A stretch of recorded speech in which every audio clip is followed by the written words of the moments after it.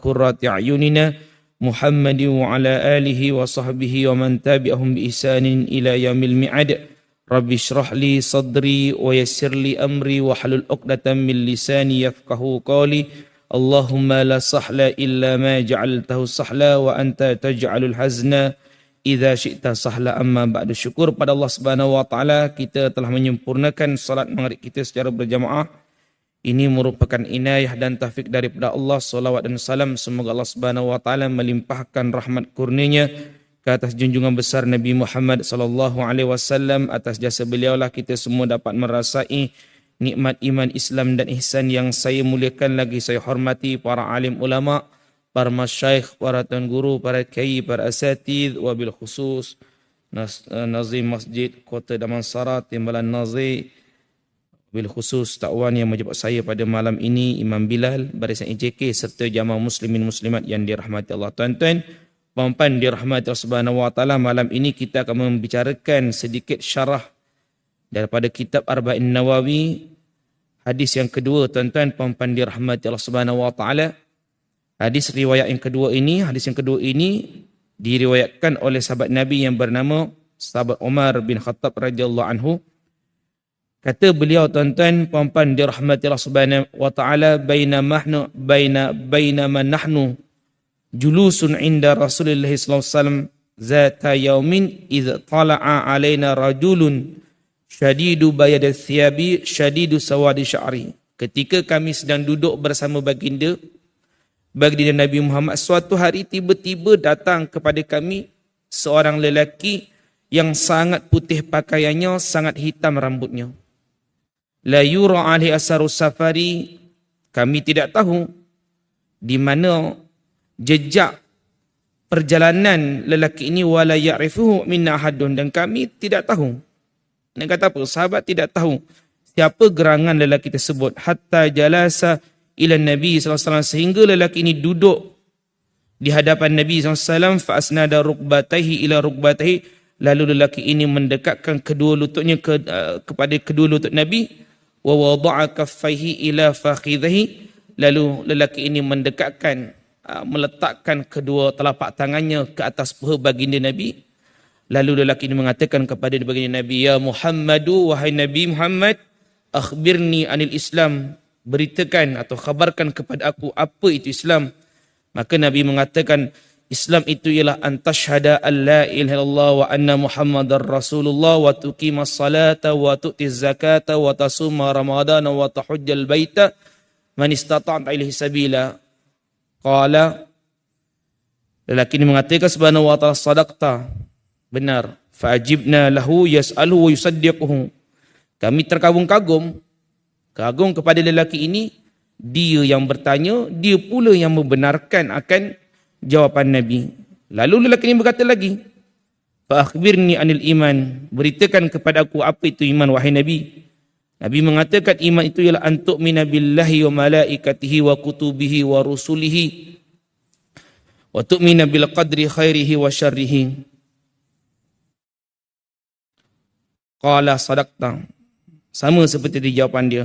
Lalu lelaki ini mengatakan, fa akhbirni anil ihsan, katakan kepada aku wahai Nabi, khabarkan kepada aku wahai Nabi apa itu ihsan. Nabi mengatakan, anta'budallah ka'annaka tarahu fa illam takun tarah fa innahu yarak. Kau menyembah Allah seakan-akan kau melihatnya. Kalau kamu tidak dapat merasakan seperti itu, maka ketahuilah Allah Maha melihat kamu. Lalu lelaki ini berkata lagi, fa akhbirni anis sa'ah, kabarkan kepada aku mengenai hari kiamat. Nabi mengatakan mal mas'ulu anha bi'alamin as-sa'il, yang ditanya itu tidaklah lebih tahu daripada orang yang bertanya. Lalu lelaki ini berkata lagi, fa akhbirni an amaratiha, kabarkan kepada aku mengenai tanda-tandanya. Nabi mengatakan tanda kiamat ialah antalidal amatu rabbataha, seorang budak perempuan melahirkan tuannya, wa antaral hufatal auratal alatari asya'iyya tataluna fil bunyan, dan kamu akan melihat orang yang tidak berkasut, berkaki ayam, bertelanjang, tidak berpakaian baju, tidak berbaju. Seorang pengembala kambing, miskin, seorang pengembala kambing, mereka ini berlumba-lumba dalam membina bangunan. Maka lelaki itu pun pergi. Falabistum malian, dan aku terdiam sejenak, kata sahabat Umar. Lalu Nabi berkata kepada aku, ya Umaru atadri manas sa'il? Wahai Umar, tahu tak siapa yang bertanya tadi? Aku berkata, kata sahabat Umar, Allah wa Rasul alam. Allah dan Rasulnya lah yang lebih tahu. Maka Nabi mengatakan, innahu Jibrilun atakum yu'allimukum dinakum, bahawasanya lelaki yang datang tadi itu adalah malaikat Jibril yang sedang mengajarkan terhadap agama kamu. Tuan-tuan, puan-puan dirahmati Allah Subhanahu wa taala, hadis ini memang agak panjang Allah Subhanahu wa taala, dan inilah hadis kata dalil bermuaranya tentang pelajaran kita lah tuan-tuan. Maknanya kata Subhanahu wa taala, dalam kehidupan kita beragama ini, kita tidak terlepas daripada 3 aspek yang berupa asal dalam mempelajari agama kita. Mana kata apa? Islam, iman, ihsan. Islam itulah yang akan kita pelajari mengenai bahagian fiqh kita, muamalah kita dan sebagainya Subhanahu wa taala yang melibatkan perbuatan kita terhadap makhluk Allah, perbuatan kita terhadap Allah Subhanahu wa taala. Itu melibatkan hukum fiqh. Yang kedua tentang keimanan Subhanahu wa taala. Daripada keimanan itulah ulama telah membuat satu metod pelajaran yang disebut sebagai ilmu tauhid. Yang ketiga ihsan tuan-tuan. Ihsan inilah ulama telah mengambilnya sebagai tasawuf, akhlak, bagaimana kita hendak mensucikan diri kita daripada sifat-sifat yang kotor itu, kita hiasi diri kita dengan sifat-sifat yang terpuji. Hubungan kita kepada makhluk, hubungan kita kepada Allah, itu namanya akhlak, ataupun kita katakan sebagai bentuk ihsan. Maka tuan-tuan, puan-puan dirahmati Allah Subhanahu wa taala, ulama mensyarahkan tuan-tuan tentang sabda Nabi, tentang kata-kata Umar, bainama nahnu julusun inda Rasulillah, ketika kami bersama baginda Nabi, tiba-tiba datang seorang lelaki ke atas kami, ke atas para sahabat. Nabi bersama sahabat sedang berhalaqah. Mana kata apa? Sahabat sedang mendengar kalam mulia baginda Nabi SAW yang sedang mengajar kepada para sahabat. Maka tuan-tuan yang dirahmati Subhanahu wa taala, lelaki yang disebutkan dalam hadis itu, itulah malaikat Jibril. Kata ulama, malaikat Jibril datang berjumpa Nabi Muhammad SAW di hadapan para sahabat dalam rupa seorang lelaki la ya'rifuhu minna ahadun, yang memang tak dikenali. Sahabat memang tak kenal dia datang daripada mana, kelompok daripada mana, suku apa, memang tidak tahu. Malaikat Jibril menjelma seorang lelaki.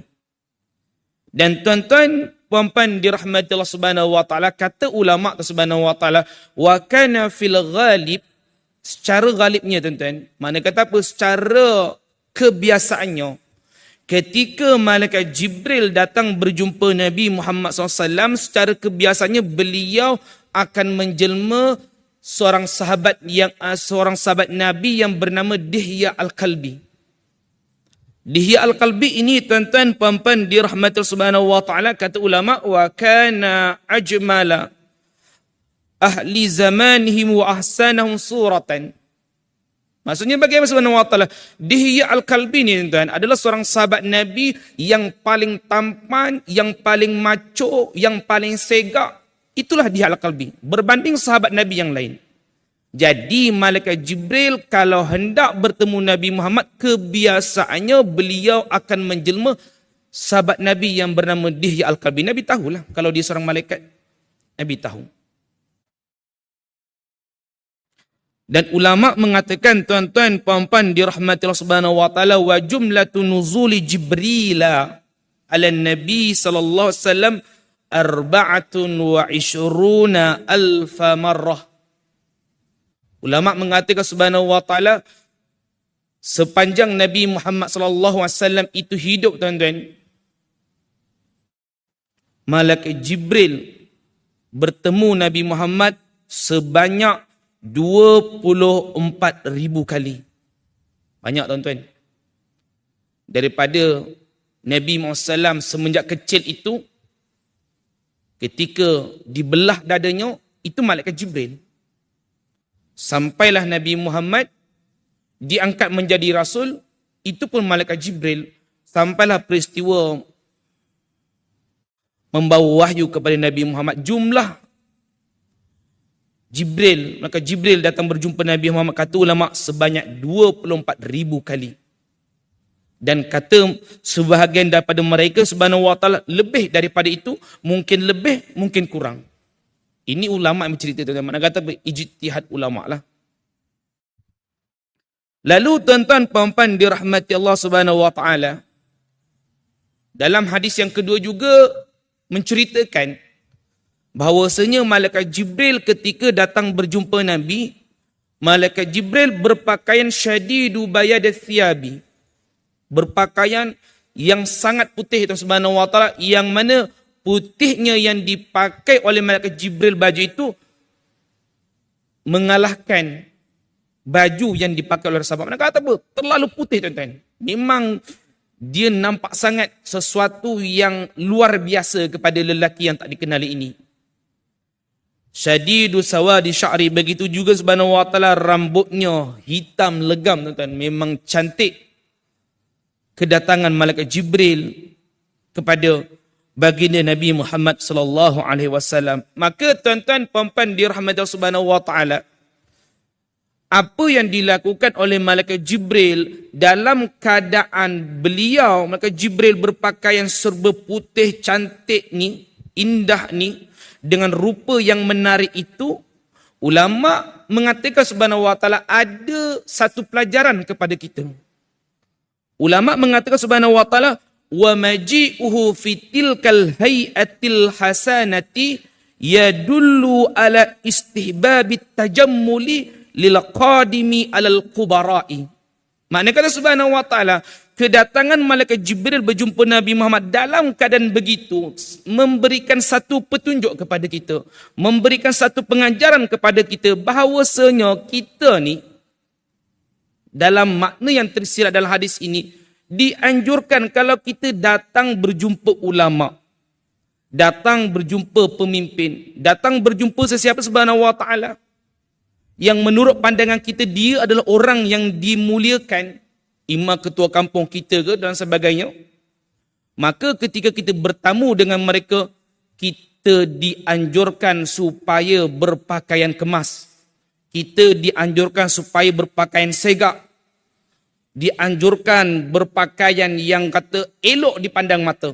Apatah lagi Tuhan Subhanahu wa ta'ala, jika itu adalah raja kita, jika itu adalah pemimpin kita, kita perlu berpakaian yang begitu. Itu makna yang tersirat daripada bentuk perlakuan malaikat Jibril ketika bertemu Nabi Muhammad sallallahu alaihi wasallam. Apatah lagi Tuhan Subhanahu wa ta'ala, ulama menyatakan bahawasanya malaikat Jibril ini li'annahu qadima ala sayyidil kubara. Malaikat Jibril ini datang berjumpa Nabi Muhammad. Malaikat Jibril berjumpa kepada seseorang yang digelar sebagai sayyidul kubara, pemimpinnya segala pemimpin, orang yang paling mulia di antara orang yang paling mulia. Itulah Nabi Muhammad. Maknanya kata subhanahu wa ta'ala, di antara nabi-nabi dan rasul yang paling dimuliakan, yang paling dicintakan oleh Allah, yang paling tinggi derajatnya, seluruh alam ini, seluruh makhluk ini, itu hanya pada Nabi Muhammad sallallahu alaihi wasallam. Maka malaikat Jibril datang berjumpa Nabi dalam keadaan malaikat Jibril memuliakan baginda Nabi Muhammad sallallahu alaihi wasallam. Dan kata ulama subhanahu wa ta'ala, kedatangan malaikat Jibril itu kepada Nabi Muhammad mualliman lis sahaba, memberikan satu bentuk pengajaran kepada para sahabat dalam rupa malaikat Jibril menjadi seorang murid. Mana kata apa? Dalam masa yang sama malaikat Jibril kata menjadi seorang murid, tetapi dalam masa yang sama malaikat Jibril sedang mengajar kepada para sahabat, wahai sahabat-sahabatku, kalau kamu datang berjumpa Nabi, berpakaianlah dengan pakaian elok, pakai wangi-wangian dan sebagainya. Itu makna yang tersirat daripada sabda Nabi Muhammad sallallahu alaihi wasallam yang diceritakan oleh sahabat Umar bin Khattab radhiyallahu anhu. Tuan-tuan puan-puan dirahmati Allah Subhanahu wa taala. Seorang ulama yang bernama Izzuddin bin Abi Salam, tuan-tuan puan-puan dirahmati Allah Subhanahu wa taala, beliau mengatakan tuan-tuan, la ba'sa bilibasi syi'aril ulama'i alladzina ya'rifuna bih. Kita tuan-tuan, kalau kita taraf kita bukan taraf ulama, mana kata apa? Bidang kita bukanlah bidang agama, katakanlah begitu subhanahu wa ta'ala. Kita tidak salah, kata Al-Imam Izzuddin bin Abi Salam, tidak salah untuk berpakaian seperti pakaian ulama. Mana kata apa? Kita berpakaian seperti orang-orang yang alim. Tak salah tuan-tuan. Meskipunlah kita ni bukan orang agama, katakanlah begitu tuan-tuan. Tak ada masalah. Beliau menceritakan tuan-tuan puan-puan dirahmati Allah, mengapa berpakaian ini, berpakaian cantik, berpakaian elok ini sebenarnya subhanahu wa ta'ala memberi pengaruh kepada orang lain. Bila menceritakan fa inni kuntu muhriman, ketika aku sedang melakukan ihram tuan-tuan. Kata Al-Imam Izzuddin bin Salam, fa ankartu ala jama'atin muhrimina la ya'rifunani ma akhalu bihi min adabit tawaf. Aku menegur, kata beliau, aku menegur orang-orang yang ihram, yang sedang melakukan tawaf itu, tetapi mereka tidak beradab ketika bertawaf. Ditegur dengan Izzuddin bin Salam. Mereka tidak mahu mendengar tuan-tuan. Tidak mahu mendengar kata-kata Izzuddin bin Salam. Sebab apa? Sebab pada masa itu beliau tidak memakai baju kebesaran seorang ulama.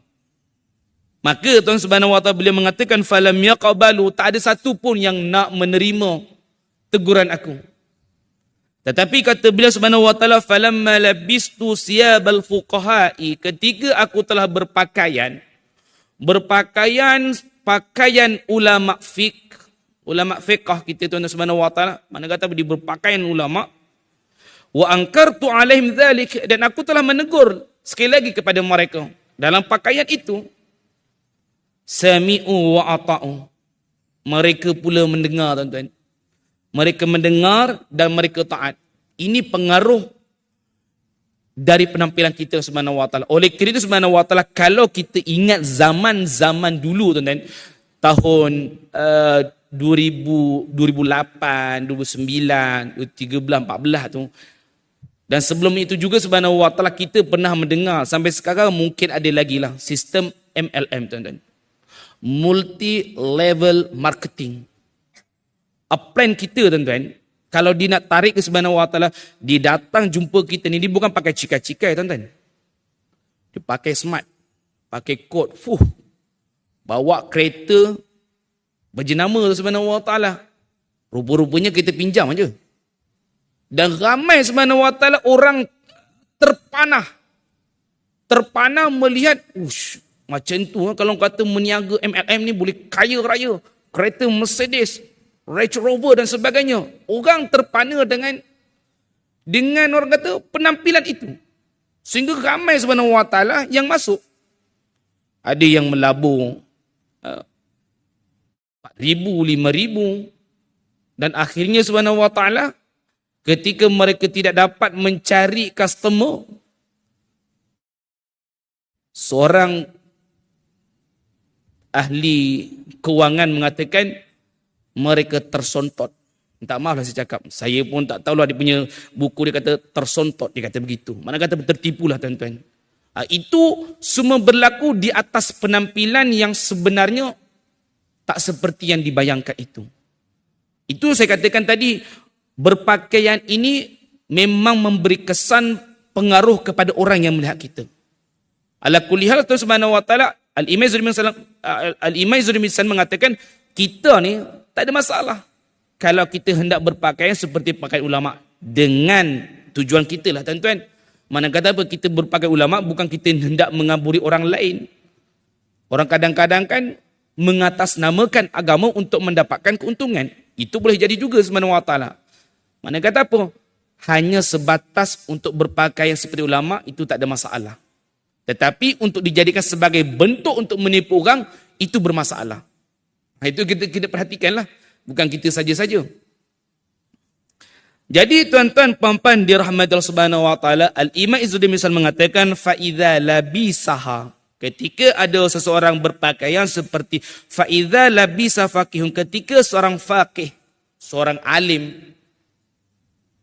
dia berpakaian pakaian ulama, limisli dzalik, pakaian seperti itu, kana lahu ajrun, maka mereka akan diberi ganjaran atas pakaian yang dijadikan sebagai model ataupun role model dalam berpakaian. Li'annahu sababun liimtisali amrillahi wal intihai amma nuhiya anhu.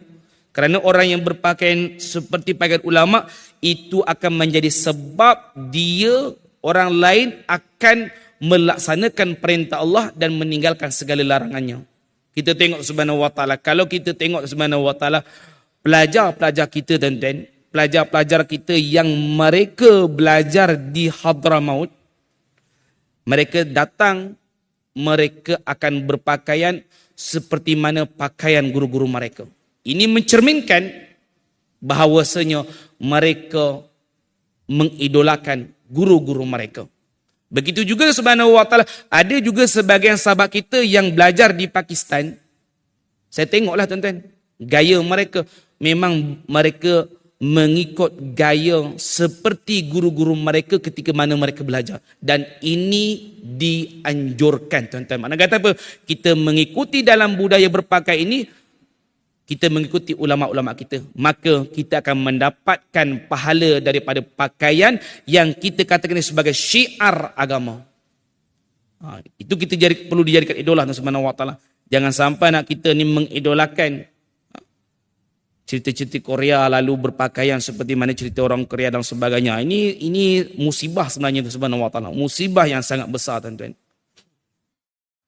Tuan-tuan puan-puan dirahmati Allah Subhanahu wa taala. Dalam sabda Nabi sallallahu alaihi wasallam ini Subhanahu wa taala, bahawasanya kedatangan malaikat Jibril berjumpa Nabi SAW, datang saja duduk di hadapan Nabi. Bukan setakat duduk di hadapan Nabi, datang orang tak dikenali, lalu malaikat Jibril meletakkan kedua tangannya di atas paha Nabi. Maka Subhanahu wa taala secara sepintas lalu, orang katalah Subhanahu wa taala, kita dah biasa, contohlah, kita dah biasa berhalaqah, belajar tuan-tuan. Tiba-tiba orang datang yang kita tak kenal pun siapa dia, datang di hadapan guru, di depan dia, lalu memegang paha guru. Guru pun tak kenal siapa dia. Sepintas lalu Subhanahu wa taala seakan-akan orang ini kurang ajar. Seakan-akan begitu. Menurut pandangan kita lah tuan-tuan, awak tiba-tiba tak bagi salam, tiba-tiba duduk, kau pegang paha dia, buat apa? Seakan-akan tuan-tuan. Maka ulama menjelaskan tuan-tuan puan-puan dirahmati Allah Subhanahu wa taala, perbuatan malaikat Jibril yang tak dikesan daripada mana malaikat Jibril datang lalu duduk di hadapan Nabi, meletakkan kedua tangannya di paha baginda Nabi, ada isyarat tuan-tuan. Kata ulama, wa innama fa'ala dzalika litambihi. Perbuatan malaikat Jibril melakukan seperti itu litambih, memberi peringatan kepada kita, kepada sahabat yang seterusnya. Pelajaran ini adalah pelajaran kepada kita. Apa katanya Subhanahu wa taala? Annahu yambaghi lisail adamul istihyai inda soal. Pelajarannya Subhanahu wa taala nak memberitahu kepada kita, kalau kita ni tuan-tuan hendak bertanya itu jangan sampai malu. Mana kata apa yang dilakukan malaikat Jibril dengan meletakkan kedua tangannya di atas paha Nabi, supaya hilang perasaan malu untuk bertanya kepada Nabi. Itu maksud dia tuan-tuan.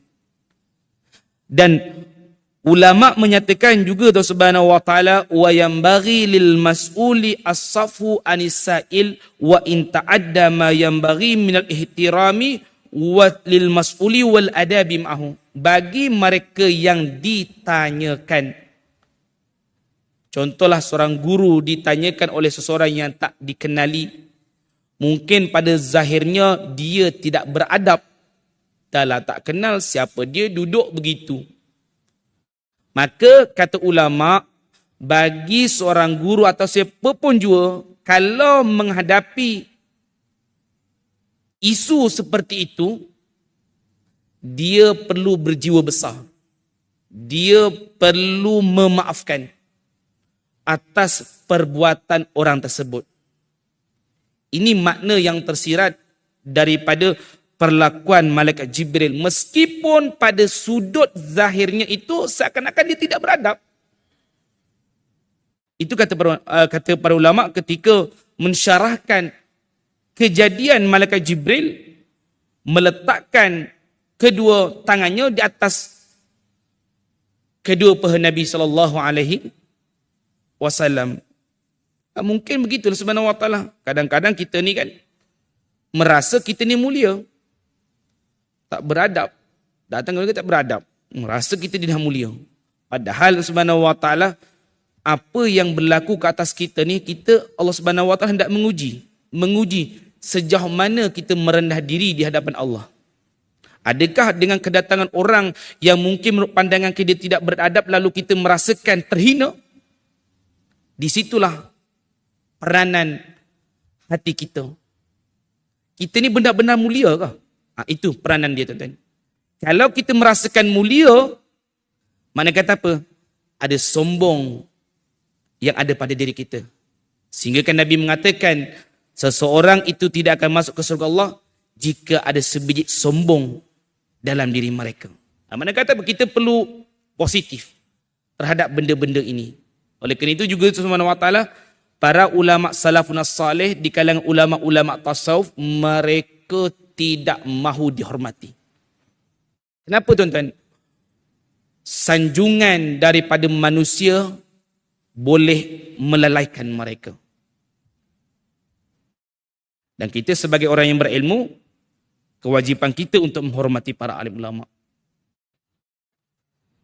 Lalu tuan-tuan puan-puan dirahmati Allah Subhanahu wa taala, perkataan malaikat Jibril yang menyebut bagi Nabi dengan perkataannya ya Muhammadu, wahai Muhammad, memanggil dengan namanya terus, lalu mengatakan wahai Muhammad, beritakan kepada aku apakah itu hakikat Islam.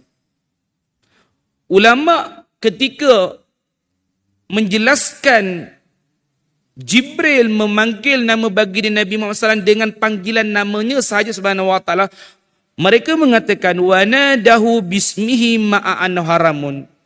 Orang yang memanggil panggilan Nabi Muhammad dengan namanya saja, hukumnya haram. Ulama berkata begitu. Mengapa begitu subhanahu wa ta'ala? Kalau kita melihat di dalam Al-Quran, tuan-tuan, Allah tidak pernah menyebut nama baginda yang mulia dengan panggilan namanya sahaja. Selain Nabi Muhammad, Nabi yang lain Allah sebut dengan nama direct. Bukan makna kata Allah tidak muliakan, cuma nak memberitahu betapa tingginya derajat Nabi Muhammad SAW berbanding Nabi-Nabi yang lain. Allah menyatakan kepada Nabi Muhammad SAW, ya ayyuhan nabiyyu, ya ayyuhar rusulu.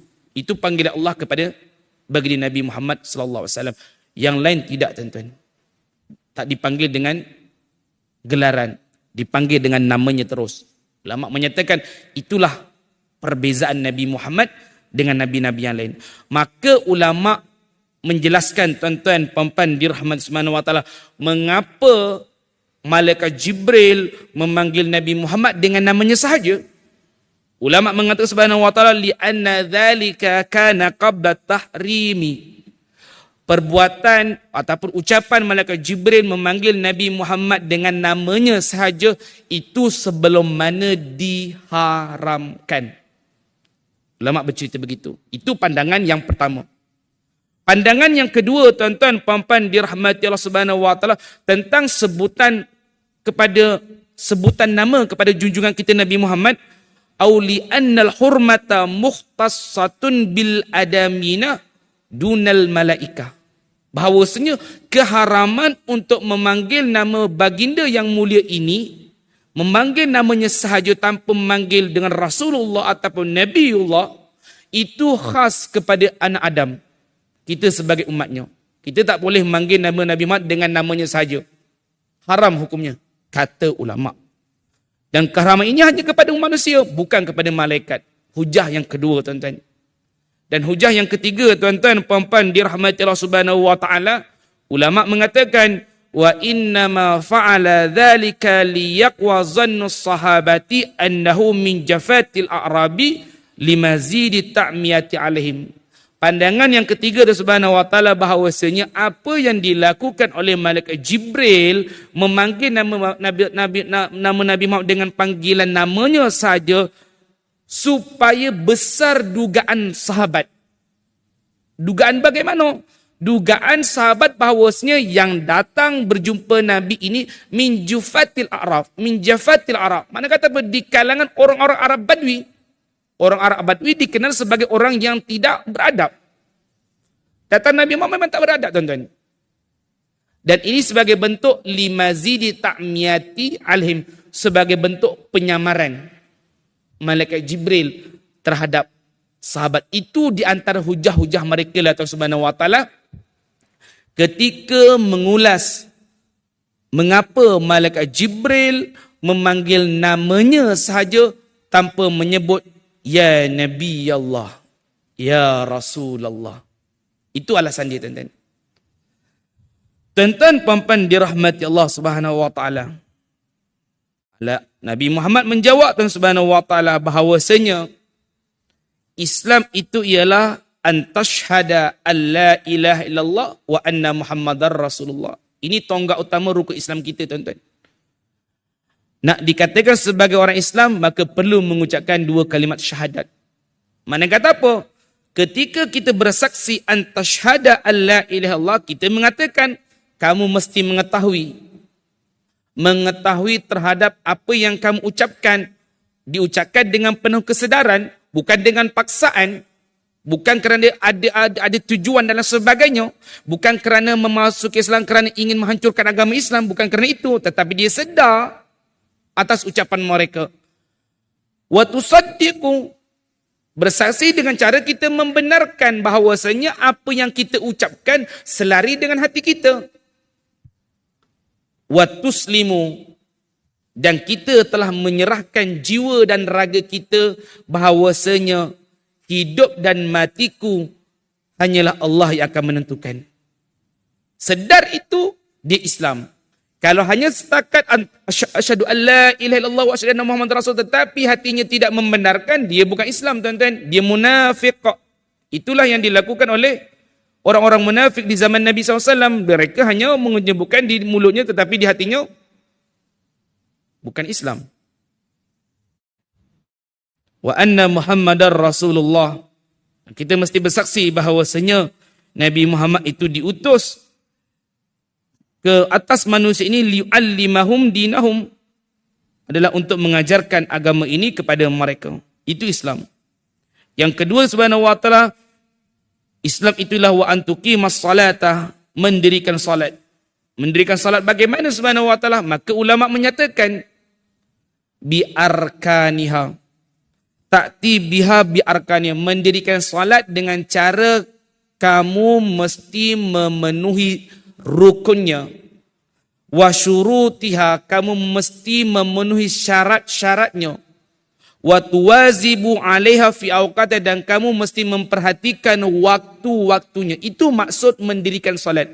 Oleh kerana itu Subhanahu wa taala, kita tidak akan pernah memahami tentang sabda Nabi Muhammad sallallahu alaihi wasallam ini tanpa pencerahan daripada ulama-ulama kita, tuan-tuan.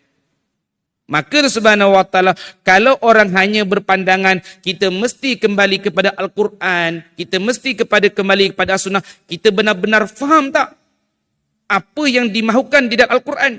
Kita benar-benar faham tak apa yang dimahukan oleh sabda Nabi? Ketika kita tidak mempunyai alat itu Subhanahu wa taala, alat untuk memahami tentang maksud dan tujuannya, jangan kita menyalahkan ulama, tuan-tuan. Ada golongan-golongan Aku hanya beramal dengan Al-Quran dan As-Sunnah. Betul tuan-tuan. Memang begitu. Habis ulama kau tak nak amal, aku tak nak amal. Pasal apa kau tak nak amal? Yang kita perlu ikut adalah Al-Quran dan hadis, bukan ulama. Seakan-akan betul tuan-tuan, tetapi salah. Maka kita mesti berguru. Berguru kepada ulama-ulama kita di kalangan ahli sunnah wal jamaah, agar supaya kita tidak terjebak dengan fahaman-fahaman yang menyimpang daripada ajaran baginda Nabi Muhammad sallallahu alaihi wasallam. Tuan-tuan subhanahu wa taala, cukuplah tuan-tuan, ni memang sampai sini saja kita punya kuliah kita. Banyak lagi kalau kita nak kupas. Jadi apa yang benar yang kita sampaikan itu adalah datang daripada Allah Subhanahu wa taala, yang salah yang silap itu memang murni datang daripada sendiri. Aqulu qali hadza wa astaghfirullah li wa lakum. Assalamualaikum warahmatullahi wabarakatuh. Subhanallah walhamdulillah wa la ilaha illallah wallahu akbar. ولا حول ولا قوة إلا بالله العلي العظيم. اللهم صل على سيدنا محمد. الله يا كريم.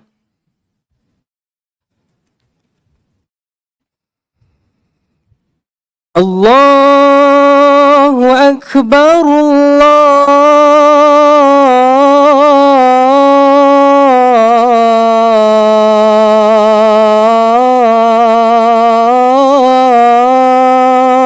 أكبر.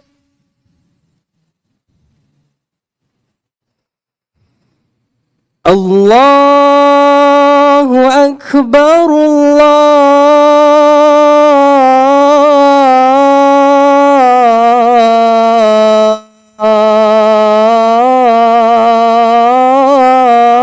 الله أكبر. أشهد أن لا إله إلا الله. أشهد أن محمدا رسول الله.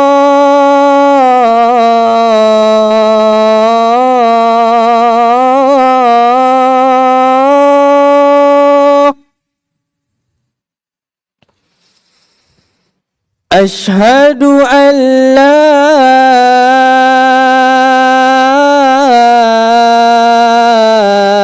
إله إلا الله.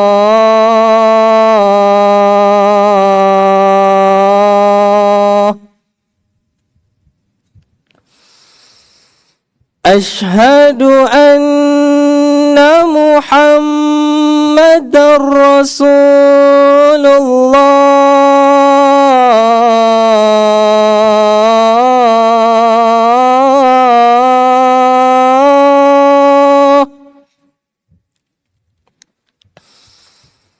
أشهد أن محمدا رسول الله.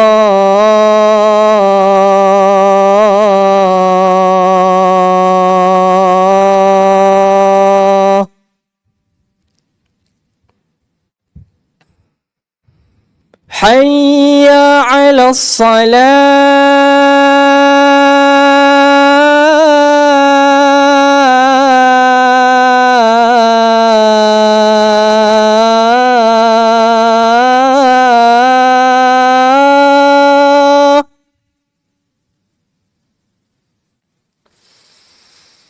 حي على الصلاة.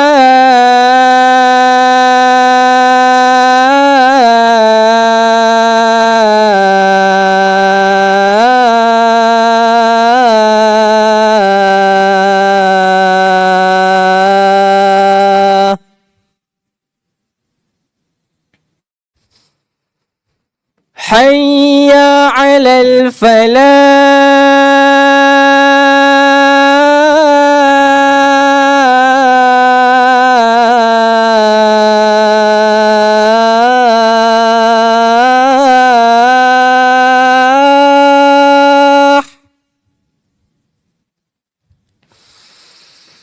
حي على الفلاح.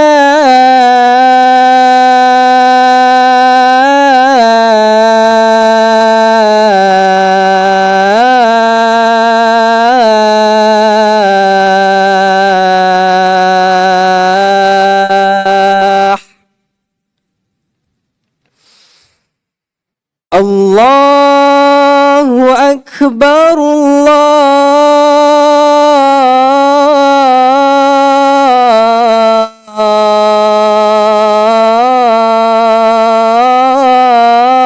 الله أكبر لا